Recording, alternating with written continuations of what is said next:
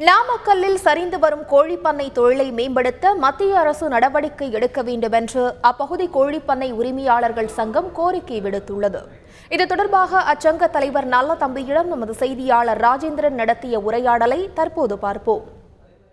நாமக்கல் மாவட்டத்தில் மிக முக்கிய தொழிலாக இருக்கிற கோழிப்பண்ணை தொழில் கடந்த 2 வருடங்களாக பல்வேறு நெருக்கடியை சந்தித்து வருகிறது.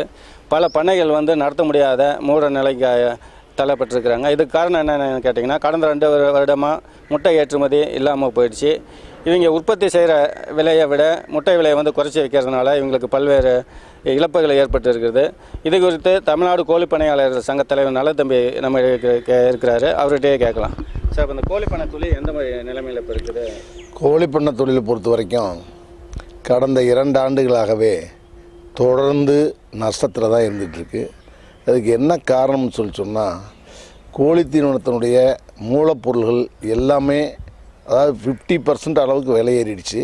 அது கான்ஸ்டண்ட்டாக அந்த விலை ஏறிட்டே இருக்கிற ஒரு காரணத்தினால முட்டை எப்பவுமே ஒரு ரேட்டு ஏறுனா இறக்கும் ஃப்ளக்சுவேஷன் தான், ரேட்டு அப்ஸ் அண்ட் டவுன்ஸ் இருக்கிறதுனால தொடர்ந்து பார்த்திங்கன்னு சொன்னீங்கன்னா முட்டையினுடைய உற்பத்தி செலவு ₹3.20 இருந்து 25 பைசா வரைக்கும் இன்றைக்கி வருது.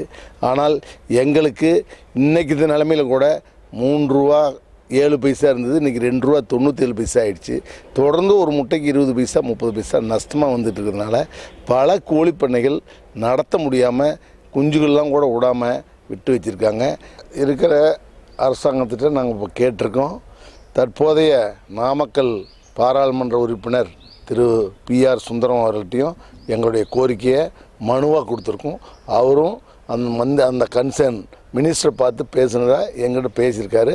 மண்டே அன்னைக்கு அநேகமாக அப்பாயின்மெண்ட் வாங்கி கொடுக்குறோன்னு சொல்லியிருக்காரு.